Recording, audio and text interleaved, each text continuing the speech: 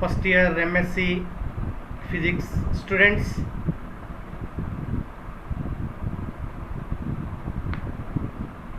Welcome to electrodynamics class.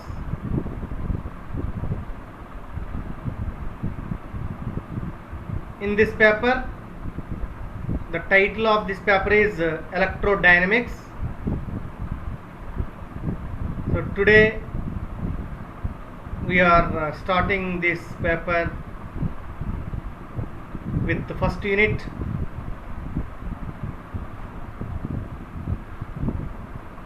So first topic in this unit is Gauss theorem or Gauss law. So this Gauss theorem is already we studied in third BSc third year, fifth semester, electricity, magnetism and electronics.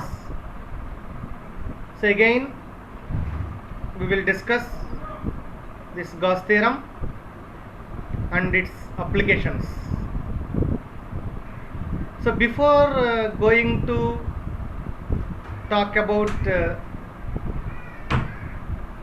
this Gauss theorem, first I have to discuss some of the basic definitions in electrostatics.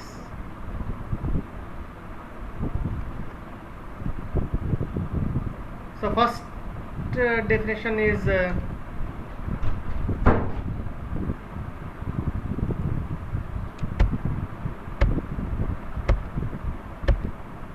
electric flux.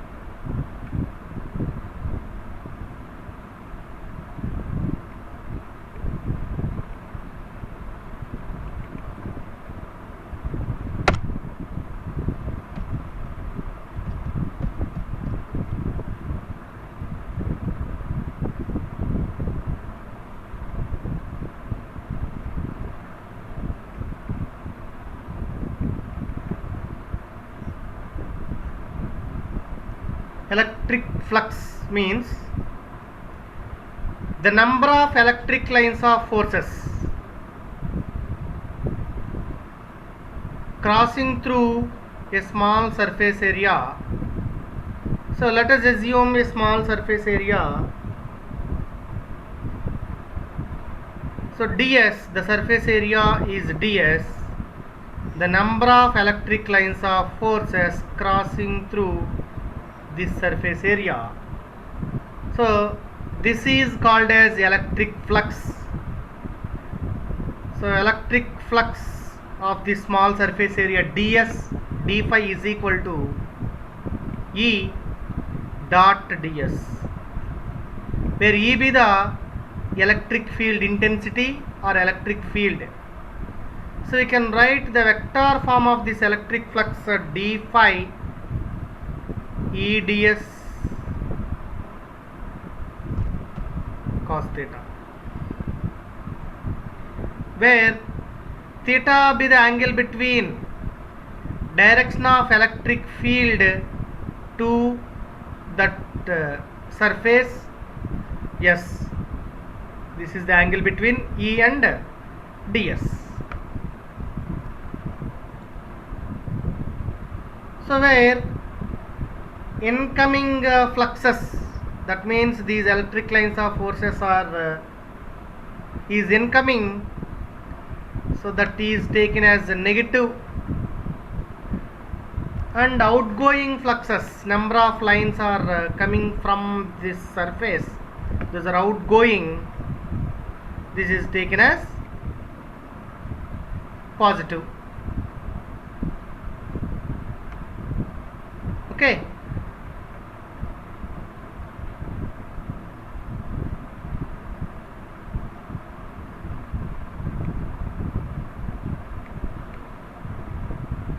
Next one, charge density.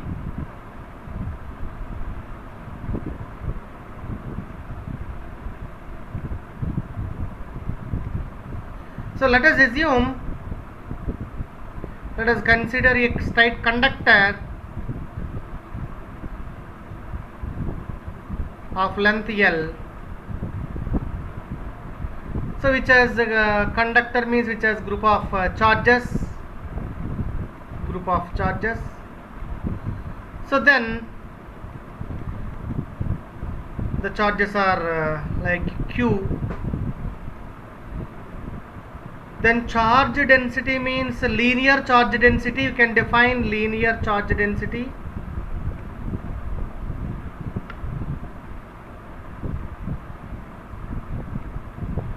Indicated by lambda, means the number of electric charges per unit length, that is known as linear charge density.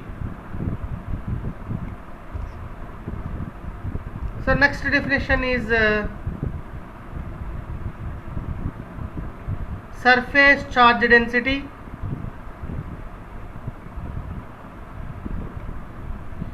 So if we take a conducting plate which has some surface area, that means which has some length and breadth, so which has some surface area. So this conducting sheet has a group of charges. Then surface charge density means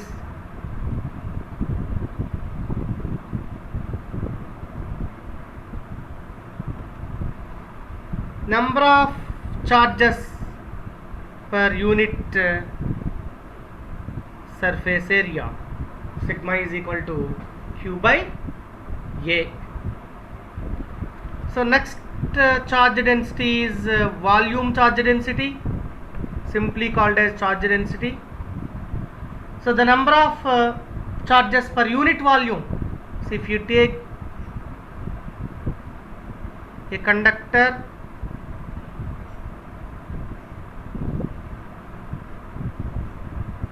so this is a unit cube of a given conductor, so which has some length, breadth and volume, length, breadth and height.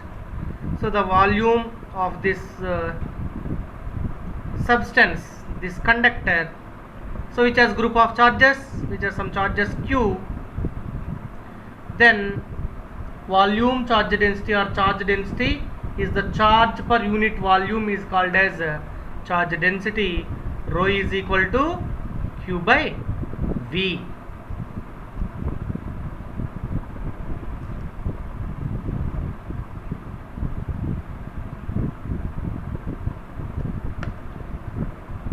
So next definition is like Stokes theorem and Gauss theorem, to use the simplification for this electrodynamics or electrostatics. So Stokes theorem. So Stokes theorem can be used to convert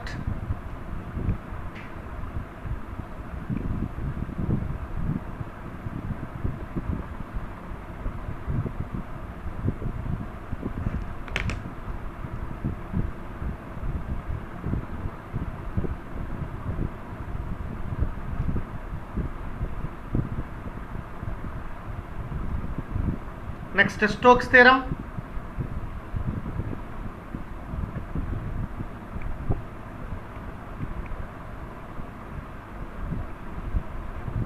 which can be used to convert line integral into surface integral.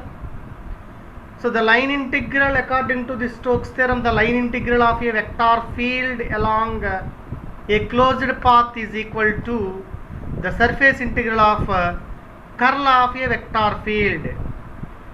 Line integral of a vector field along closed path is equal to surface integral of curl of a vector field. So this is the vector notation of this Stokes theorem, where n cap is unit vector.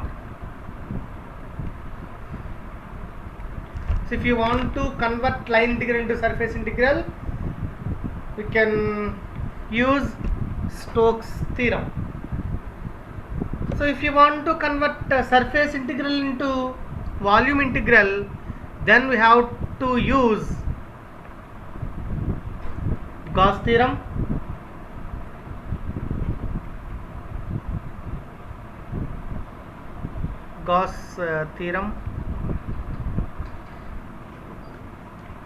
So according to this Gauss theorem, the surface integral of any vector field is equal to surface integral of any vector field is equal to volume integral of divergence of a vector field. Divergence of a vector field. So that is the significance of Gauss theorem. So next fundamental definition is Coulomb's inverse square law.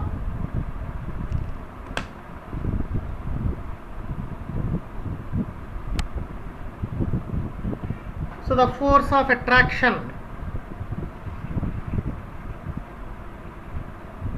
Coulomb's square law.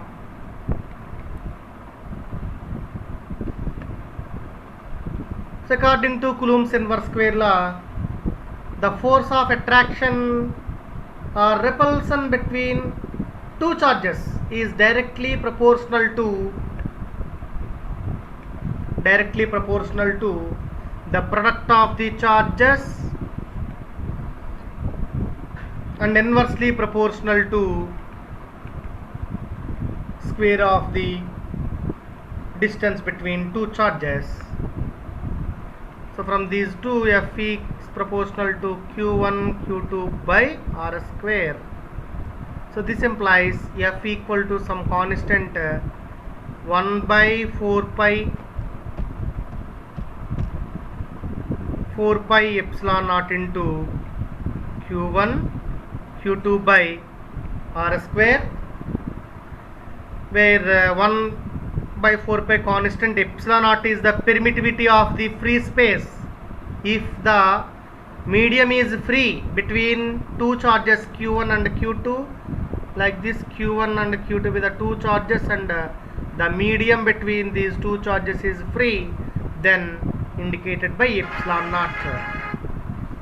So the value of 1 by 4 pi epsilon naught value, that is the constant value. So this value is represented by 9 into 10 power 9 Newton meter square by Coulomb square. That is Coulomb's inverse square law.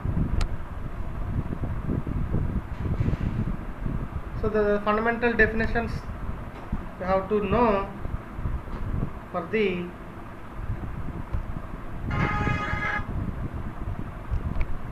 Gauss theorem. So next one is electric potential. So electric potential means V means the work done against, for example, this is a electric field. A point charge is placed at a distance from that electric field.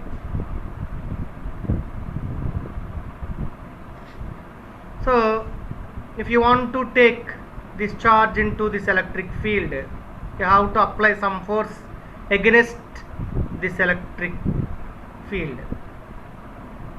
So the work done against unit positive charge is taken from a certain distance or infinity distance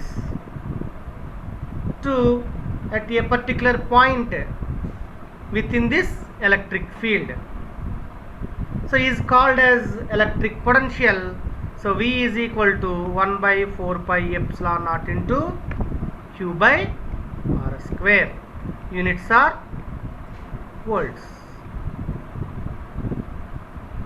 So next we are going to discuss, the point is Gauss theorem or Gauss law.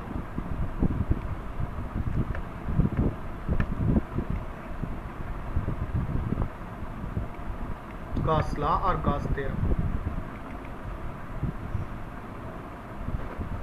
According to Gauss theorem, in any closed loop, according to Gauss theorem, in any closed loop,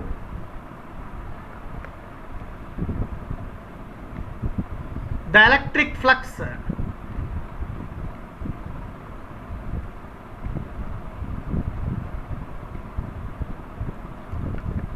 through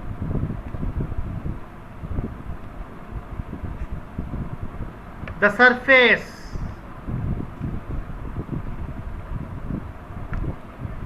is equal to 1 by epsilon naught times of total charge enclosed within that surface.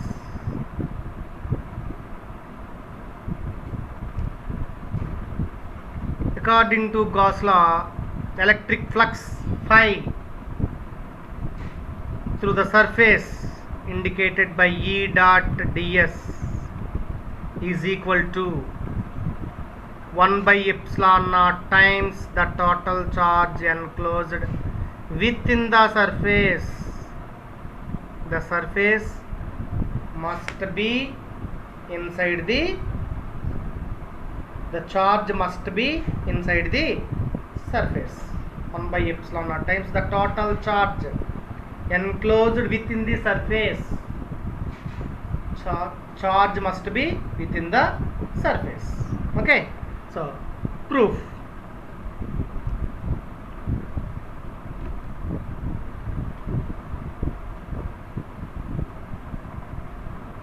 To prove the Gauss law, first case is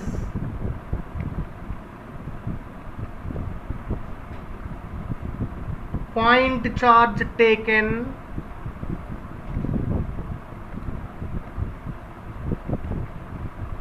inside the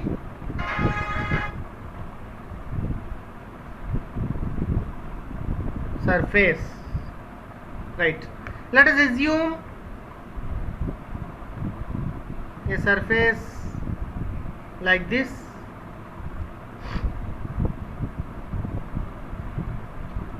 Point charge is taken inside the surface, like positive charge plus Q is taken inside the surface at point O.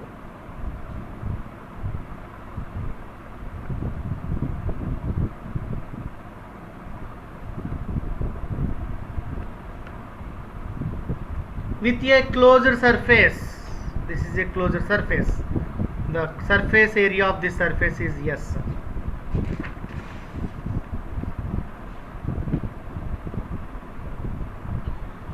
Let us take a small surface area ds. This is a small surface area ds. ds ds ds ds to take this surface area ds.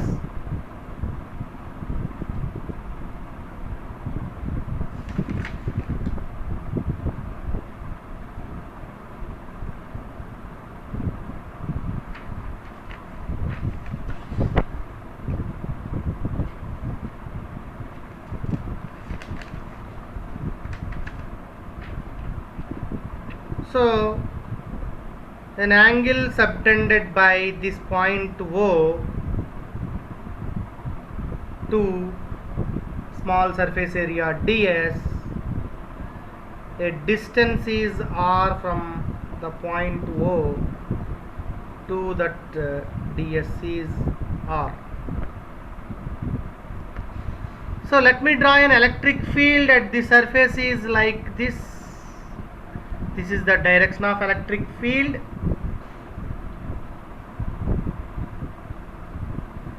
So an unit vector is like n to this surface ds. The flux through the surface ds is the flux through the ds surface is can be written as d phi is equal to E dot ds. So that means E ds cos theta. But the electric field intensity at point P due to this positive charge is E is equal to 1 by 4 pi epsilon naught into Q by R square. So this value substitute in d phi.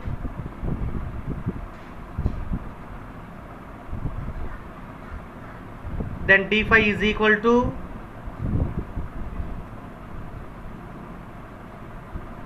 Q by 4 pi epsilon naught into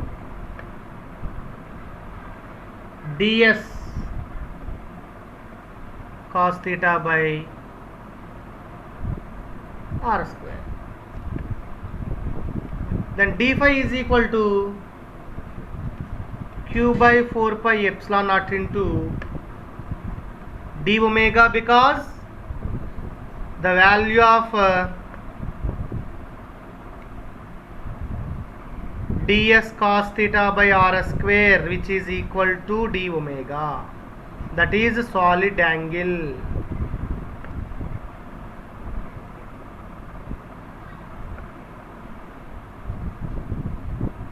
So phi is equal to, from this integral Q by 4 pi epsilon naught into d omega. So here phi is equal to Q constant, magnitude, 4 pi epsilon naught constant, but it will change angle d omega, that means integral d omega. So according to the value of integral d omega is equal to 4 pi. So then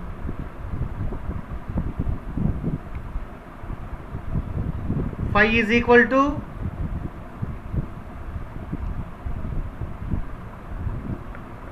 Q by 4 pi epsilon naught into 4 pi cancelled. Phi is equal to integral E dot ds is equal to Q by epsilon naught. So if the closed loop contains number of charges, Q1, Q2, Q3 and so number of charges,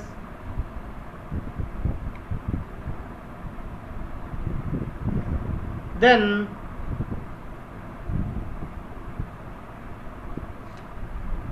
the resultant flux phi is equal to number of charges, means Q1 by epsilon naught plus Q2 by epsilon naught plus q3 by epsilon naught plus and so on plus qn by epsilon naught. So phi is equal to integral surface integral E dot ds is equal to 1 by epsilon naught into summation of total charges, that is qi. So this is the electric flux when a charge is placed inside the surface. Next condition is when the charge is placed, case 2, when the charge is taken outside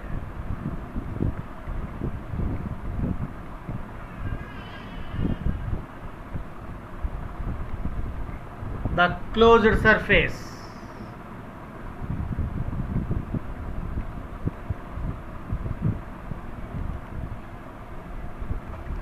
So let me draw a diagram for this condition.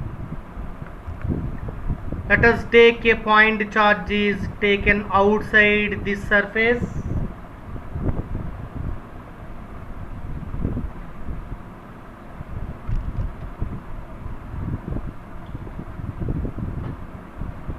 In this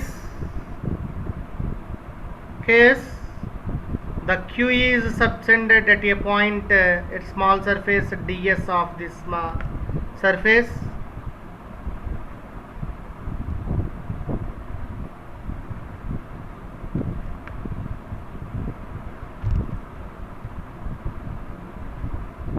This is a small surface ds,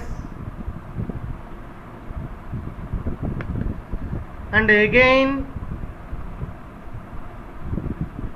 this is another small surface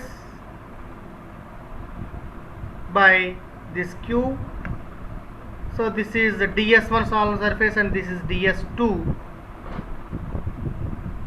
So this is point P, this is another point P. The angle d omega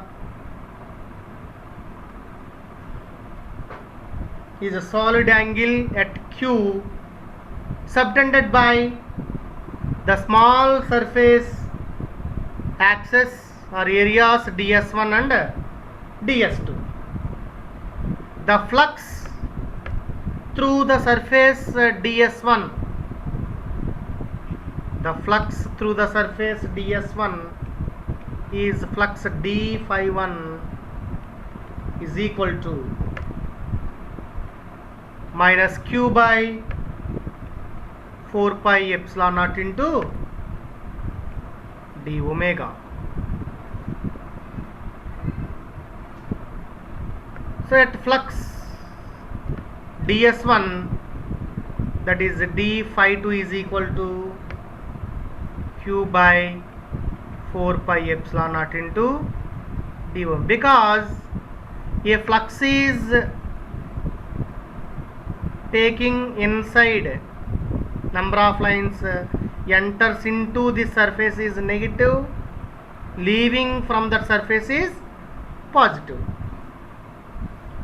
So therefore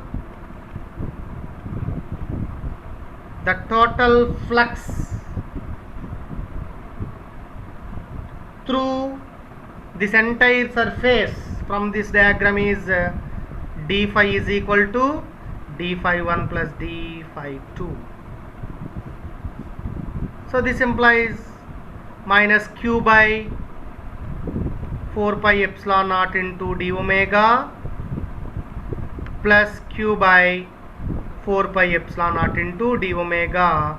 These two terms cancel, that is 0. D phi is equal to 0. So because a charge is taken outside the surface, when the charge is taken outside the surface, then the resultant flux is 0. So to calculate the electric flux, the charge must be inside the surface. So the Gauss law is integral E dot ds is equal to 1 by epsilon naught times the total charge enclosed within the surface. So from this equation, integral E dot ds is equal to q by epsilon naught. So you can prove differential form.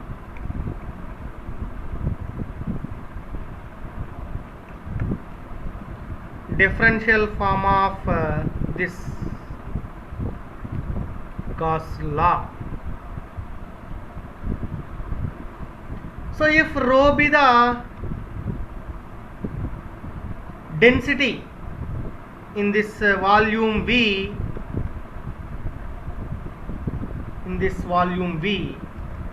the net charge Q can be written as Q is equal to integral rho dV. So Q is equal to rho dV, which can substitute in this equation. So then integral E dot ds is equal to integral volume integral, this is volume integral, this is surface integral.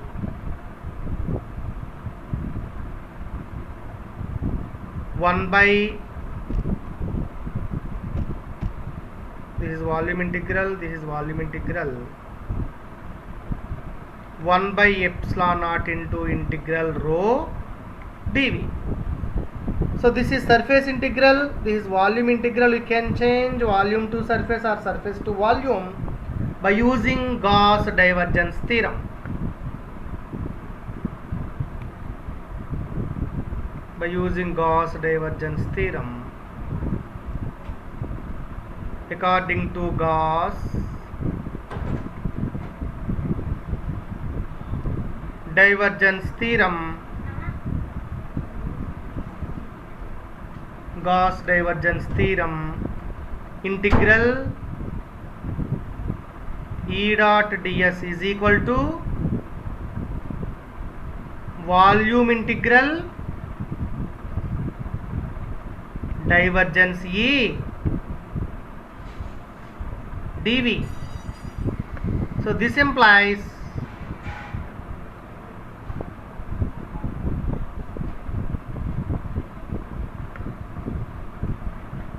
divergence E dV is equal to rho by epsilon naught into dV.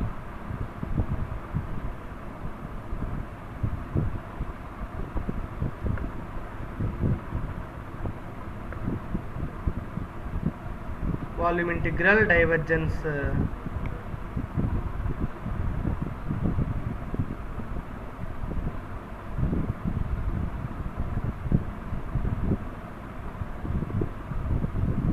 volume integral divergence E dV is equal to volume integral rho by epsilon naught into dV. So from this volume integral divergence E minus rho by epsilon naught into dV is equal to 0. So this equation can be true when integral must be 0. Then divergence E minus rho by epsilon naught is equal to 0. Then divergence E is equal to rho by epsilon naught. Divergence means